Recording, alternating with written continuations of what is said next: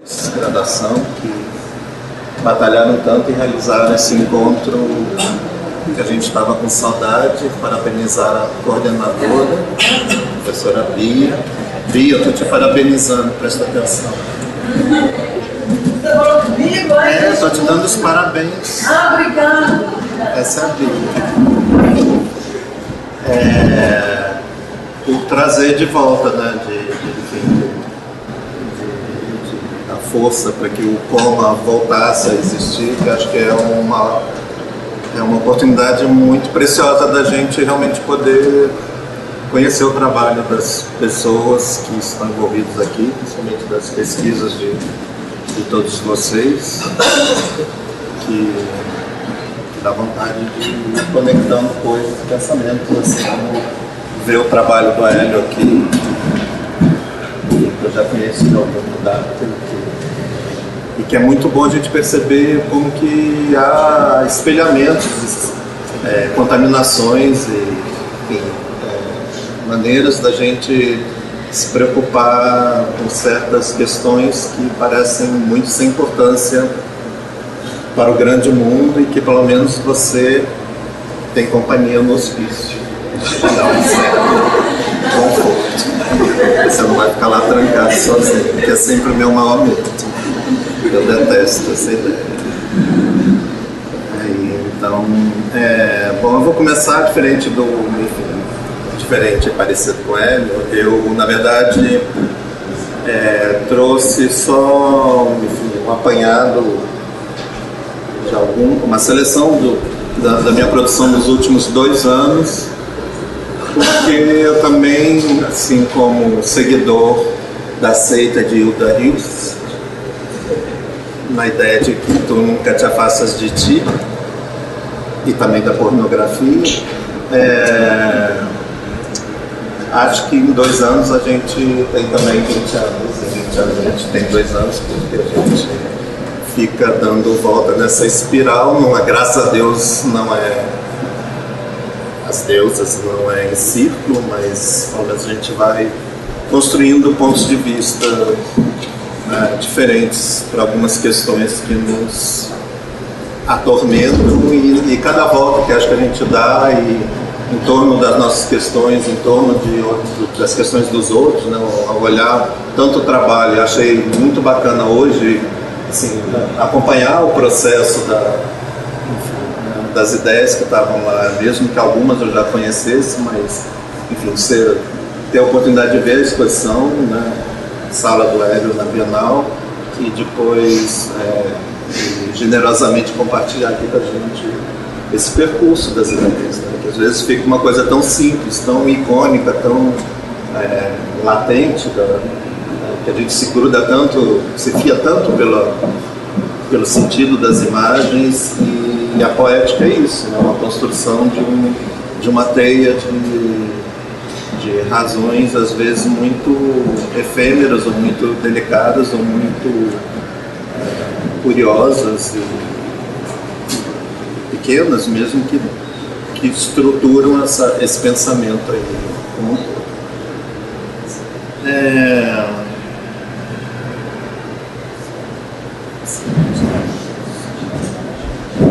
Então, essa primeira imagem que estava lá é dessa... Eu vou falar de algumas ideias, então, que acho que estão esparramadas pela minha produção, e que elas, volta e meia, reaparecem. A primeira, acho que eu vou voltar, acho que é icônica, essa imagem aí. Isso é uma miniatura desse tamaninho, numa vitrine dessa galeria, que dá para a rua, uma rua de Santa Teresa, no Rio, na qual eu morei por algum tempo, por coincidência, e que apresenta um dos temas que é o meu outro norte, que é o Boltanski, que eu gosto muito quando ele fala, se referindo ao Louvre, que a arte, toda arte pode ser resumida com o sotaque dele em Sex and Violence, né? Sexo e violência, que ele está se referindo à coleção do Louvre, mas acho que a gente pode, enfim, espalhar isso para uma boa produção das artes. porque é sobre isso a nossa estada aqui nesse planeta, né? Estão falando de violência e de sexo.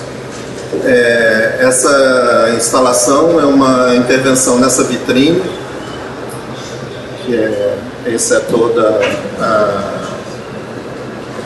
a vitrine que dá direto para a rua, uma rua de grande circulação, a rua principal, uma das ruas do trilho do trem do bonde de Santa Teresa, e chama ausente justamente porque o bonde está ausente, né? Nessa rua que eu morei e que eu aferia a passagem do tempo exatamente pelo barulho. Eu sabia os horários do bonde e eu não precisava de relógio, eu precisava do bonde para saber se eu estava... Aliás, eu não precisava de nada porque eu estava sempre atrasado, então não fazia diferença. Bom, se eu estava muito atrasado, pouco atrasado, ou se eu não adiantava nem mais ir, porque eu já tinha perdido mesmo. Perdido o bonde, inclusive. E o bonde, enfim, tem esse acidente que todos devem conhecer, que perdeu os trilhos, matou algumas pessoas, passageiros, o motoneiro. E aí quando me convidaram para fazer essa intervenção que chama Vitrine Efêmera, né, esse projeto do Estúdio 19, que é o grupo que dá origem à ideia dos ateliês abertos, né, de Santa Teresa, começa tudo exatamente aí no Estúdio 19, que foi passado pelo Júlio Castro. Eu quis fazer uma homenagem a esse acidente, a essa história toda do bonde. Então eu mandei construir uma vitrine enorme, razoável, que eu fiz toda, acho que uma imagem que dá para ver. Isso é durante o dia, que mudou totalmente. Da cor exata do bonde, eu fiz tudo em MDF e construí esse rasgo com essa linha de pesca preta, onde tem uma imagem do bonde em chamas e no acetato, que está aí à esquerda. E, enfim, tem várias alegorias e pequenos indícios.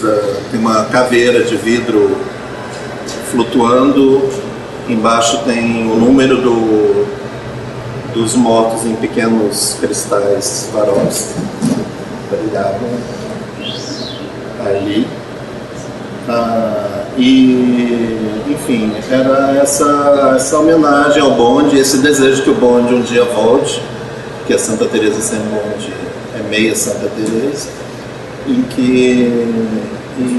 trazer de volta esse assunto, né? Tem toda a movimentação da Associação de Moradores de Santa Teresa tentando trazer o bonde, enfim, porque existem vários projetos que têm um pouco a ver com a história do bairro de Petrópolis, Porto Alegre também, né, desse interesse em limpar, tirar o bonde que atrapalha, porque anda devagar, porque tem o trilho, querem fazer um bonde Disney, cópia do bonde original, mas todo novas tecnologias para que ele ande melhor e não faça barulho, enfim. Então tem todo esse debate aí que é muito importante para o bairro. Mas ao mesmo tempo eu não queria fazer nada de propaganda da história toda, então foi só essa intervenção mesmo. O seguinte é esse, enfim, Sonhadores, Sonadores, que aconteceu nessa exposição dos 50 anos de Brasília, no CCBB, com vários artistas que participaram, e que eu quis fazer essa homenagem a vários assuntos da Fundação de Brasília mesmo. Deixa eu mostrar. Era uma grande mesa de 5 metros e tanto, 7 metros por 2,5, onde eu fiz essas caixas de acrílico que tanto se referiam a... Deixa eu ver se tem essa geral. Que tanto se referia à arquitetura moderna, arquitetura, enfim, de uma maneira bem Livre de Brasília, e também as esculturas do Tony Smith, que eu gosto muito, e que são criadas na mesma época da criação de Brasília. E eu queria fazer essa brincadeira com a transparência da história da arquitetura moderna, de trazer o íntimo da casa para o exterior e vice-versa. E dentro tinha essas pequenas cenas de casas bastante não modernas, né, com toda essa mobília petropolitana. A brincadeira que ele falou é porque eu nasci em Petrópolis e eu sempre acho que Petrópolis é a capital mundial da arte contemporânea, com a coroa do imperador sendo o símbolo máximo da arte contemporânea. Mas enfim, essa é uma piada velha. Tem também um grande artista moderno que é o Santos Dumont, né?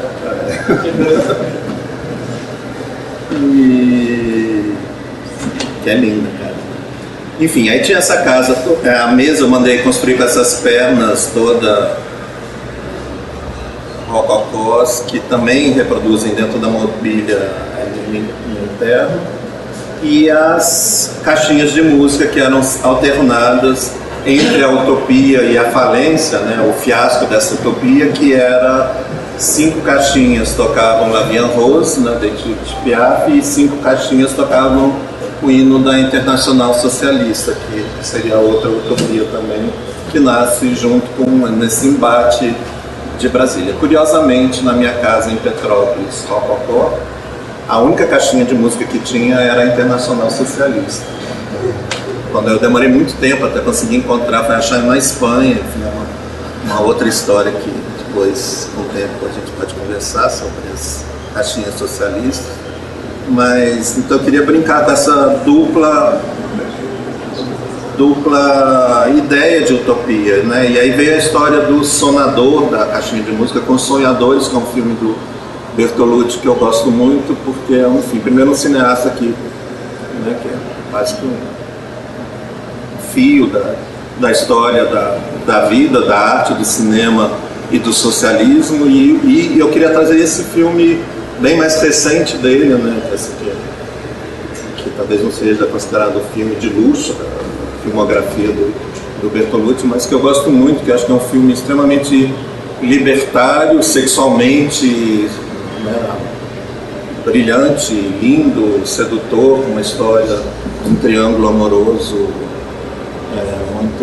muito bonito mesmo, muito denso, muito forte, perturbador, né, os 3 jovens, 2 rapazes e a menina, que são a história do filme, e ao mesmo tempo essa ideia do socialismo ali, que, enfim, essa ideia, na verdade, essa ideia libertária mesmo de uma utopia realizada no cotidiano, no íntimo da vida da gente, na casa da gente, na rua, no cinema, na literatura, no museu. Acho que enfim, resgatar poeticamente esse sonho primeiro, e que é dessa universidade também, né? Ela foi criada com esse espírito todo e abortada 4 anos depois, basicamente, com um golpe militar, e todo mundo foi embora daqui, inclusive meus pais. A gente fugiu, foi para a França, blá blá blá, e que tenta sempre se reerguer, se retornar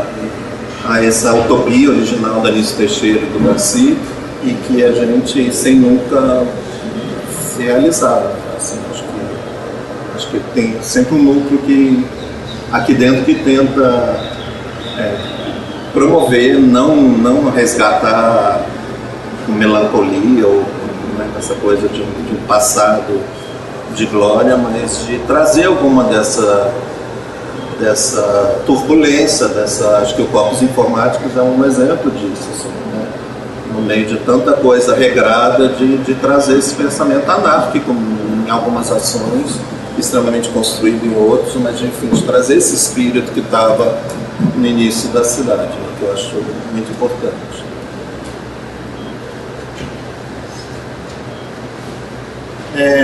Outra série, outro assunto que me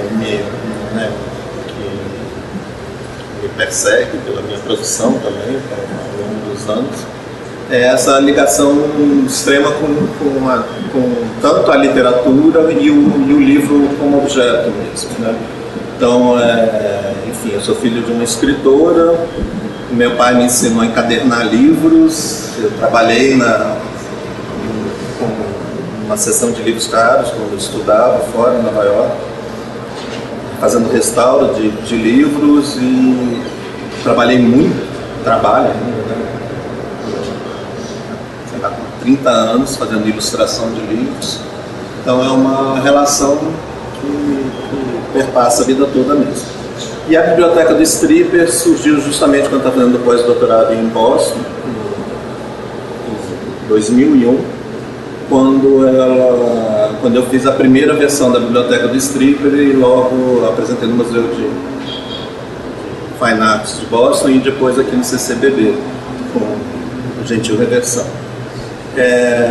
E a ideia de brincar de novo com essa história do Strieper,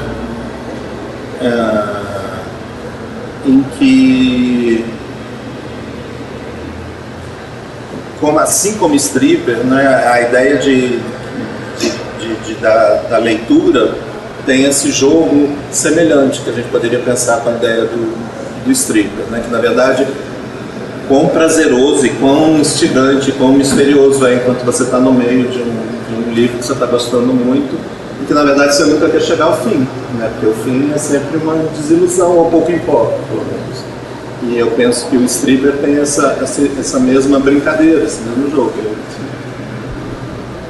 O ato da tensão entre mostrar e ocultar, que o Strieper azul do Hélio ali, que estava na parede, estava se apresentando, mas acho que ele é muito uma questão da arte o tempo todo, né? Assim, esse velado, revelado, anunciado, escondido, enfim, tem todo esse desejo eterno de jogar luz e jogar sombra sobre alguma coisa. E ele acontece de maneiras diferentes, né? Essa é a última versão que eu fiz da Biblioteca do Strieper, que foi na Europalha, em Bruxelas, nessa mega exposição que teve de arte brasileira no ano passado, que era a arte brasileira dos anos 50 aos nossos dias, dentro de um palácio em Bruxelas, e que eu fiz essa versão aí que, enfim, que vocês vão vendo com as outras versões, esteticamente, e se você olha, você pensa assim, o que um está ligando o outro, né? Mas que algumas questões vão sendo elaboradas e plasticamente de formas distintas. São os detalhes.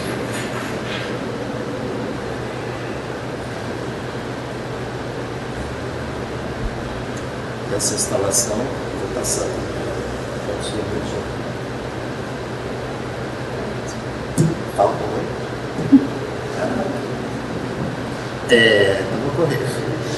essa é uma outra, enfim, quando eu estava ainda montando, mas no Mando Rio, que é uma performance que eu faço com Cecília Brilhano, que toca, enfim, tem uma longa história que não vai dar tempo de contar, porque da performance, que é uma outra vertente que eu venho, enfim, que eu vou colocar só um pedacinho.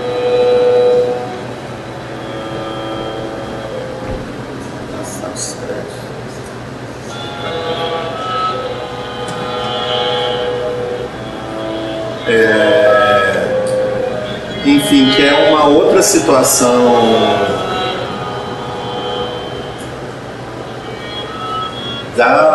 da instalação ou da apresentação, que assim como o Hélio tinha o problema de como apresentar as gravuras, eu queria, que é dentro desse meu grupo de pesquisa aqui dentro, que é o Moradas do Íntimo, eu estou sempre junto com o grupo, a Karina Dias, a Cecília, a Cecília, todo mundo aí, com a Polly, que já participou aqui no Moradas também. Pensar essa ação, assim, né, que a gente pensa como que trazer essa mágica, essa potência toda da produção da exposição ou do objeto de arte, enfim, daquele momento mágico todo que você tem no ateliê e mesmo dentro da sua cabeça, você pensando ali, todas as questões, como resolver tecnicamente, como resolver conceitualmente, como resolver poeticamente, plasticamente, enfim, são tantos os assuntos. E é esse momento todo seu mesmo, né? Que pode ser compartilhado com outros, mas é um momento do íntimo. E o destino disso que é o lugar da exposição, que é quase um antagonismo isso, né? Que é um lugar de descontrole, de público, de pessoas interagindo com a obra, em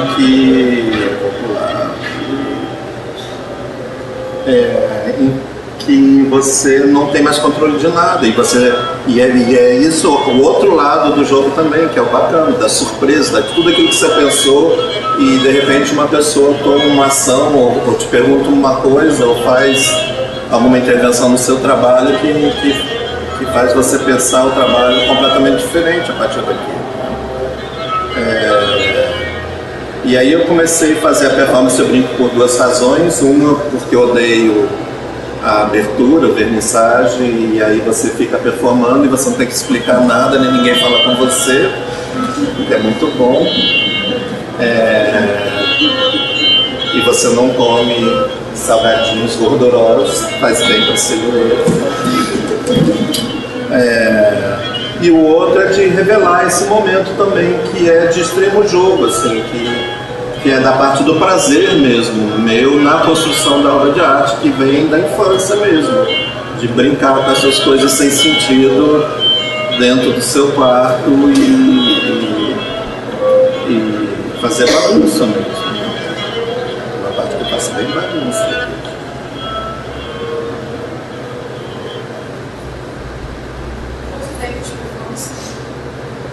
Não tem...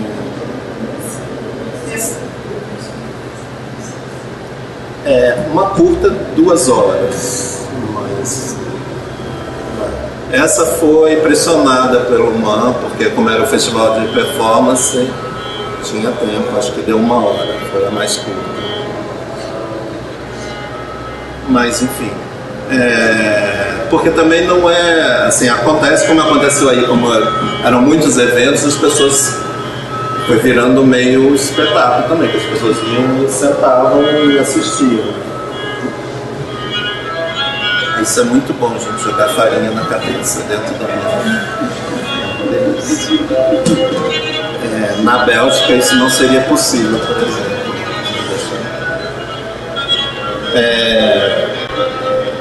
Mas a ideia da performance para mim também é não ter começo, nem meio, nem fim, enfim. Eu fico ali fazendo até cansar e as pessoas... Meu desejo é que as pessoas entrem, assistam, saiam, vão conversar, vão falar mal, vão rir, voltam, enfim, eu não volto nunca mais, né? Mas enfim. Vou pular, senão vai acabar. 5 minutos.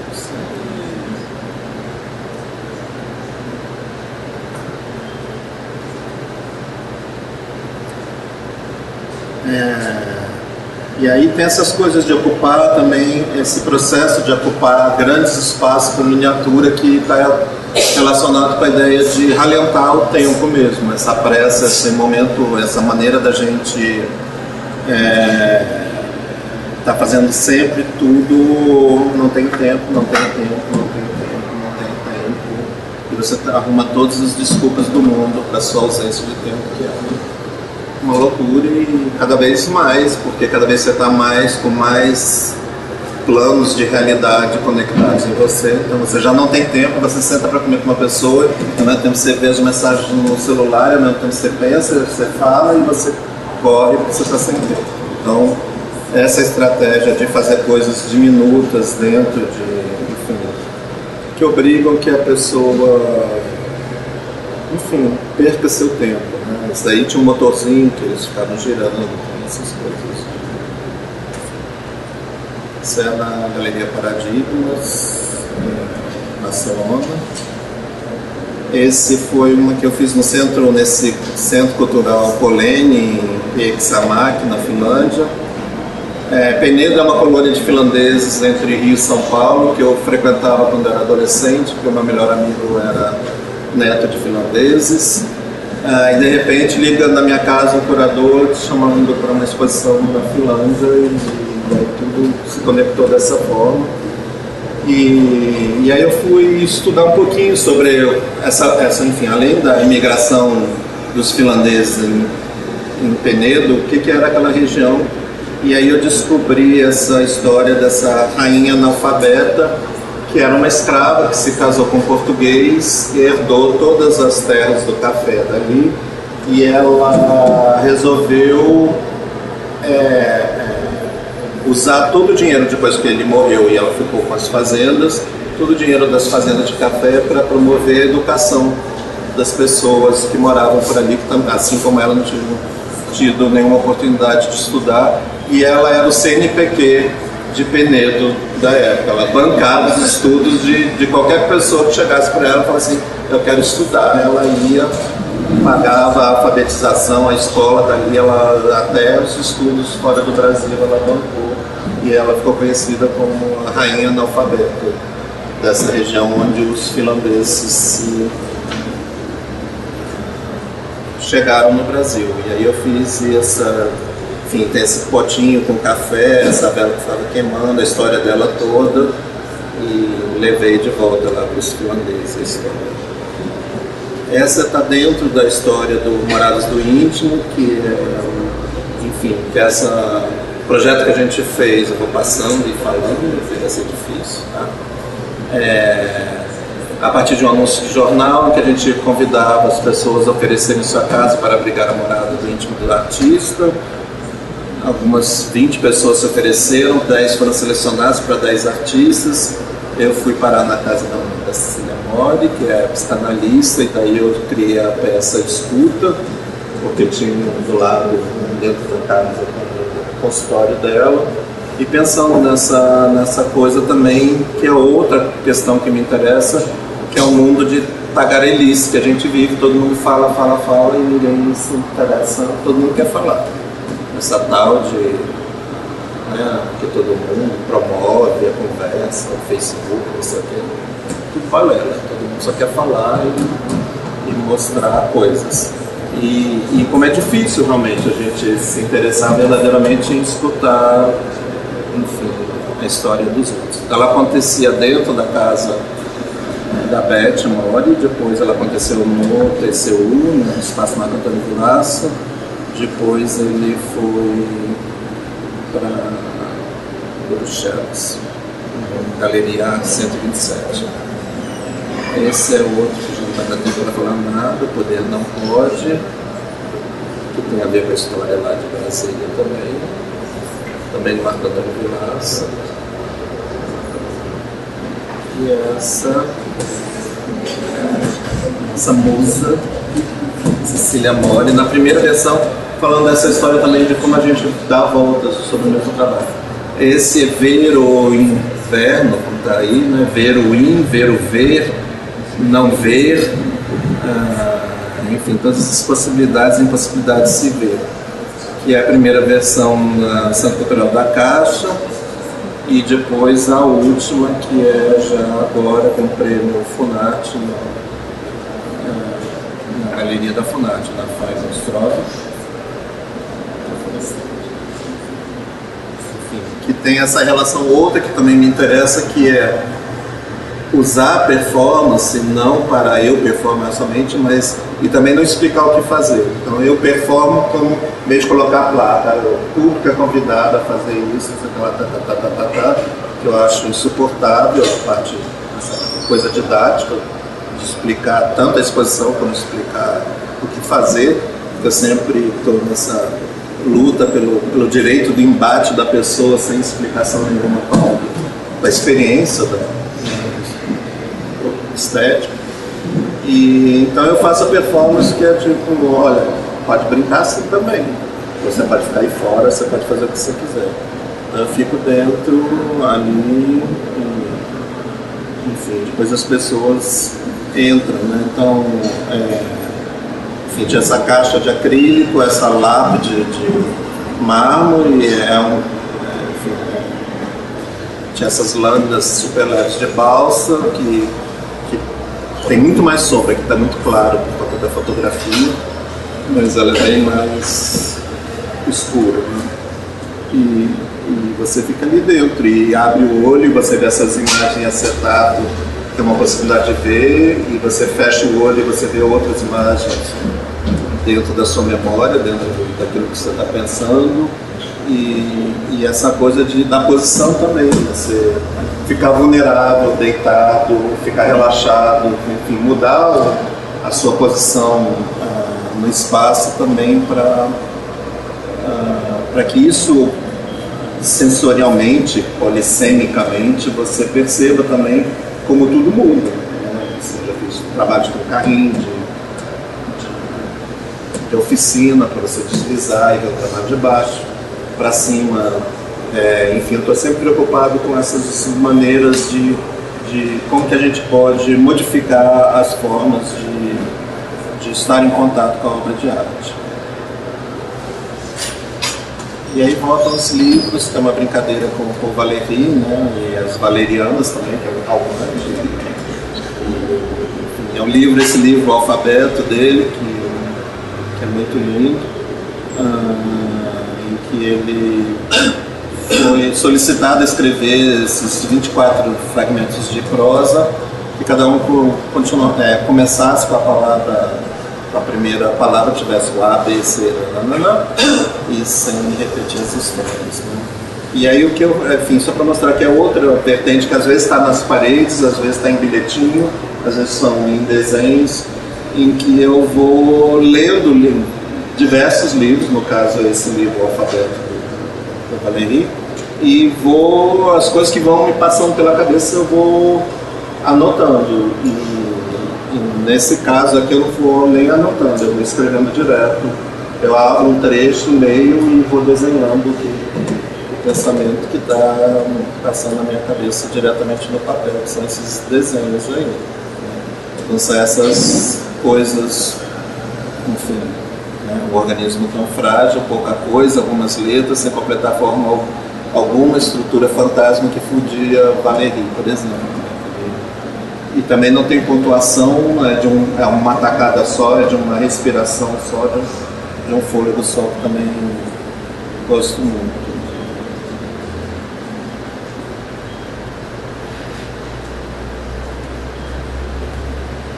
Aí no final, minha grande nova vertente, que eu sou vitrinista, que é a melhor coisa do mundo, que as pessoas te tratam super bem. Enfim, essa brincadeira que veio do convite a partir da vitrine de Santa Teresa, e fazer uma vitrine, enfim, que não parecesse vitrine, mas é uma vitrine de uma loja de móveis. Junto tinha a exposição curada pelo Matias Monteiro lá dentro, alguns de vocês participaram, e para mim ficou a vitrine que eu tinha, como Paul Valéry, eu tinha que fazer uma obra, escolher dentro de um estúdio, que é o ovo, né, de design, escolher as peças e transformar aquilo numa instalação que tivesse um móvel, mas que não necessariamente você entendesse aquilo como uma vitrine. Então tem essa cadeira cubo, que você quando senta ela afunda e você encaixa, que é maravilhoso. Acho que não existe. E as lâmpadas também, que eu fiz esse totem brancuze aí, ó, subindo. Fiz as casinhas todas em rosa, mandei trazer a malha rosa. Eu não sabia o que fazer, peguei o carro,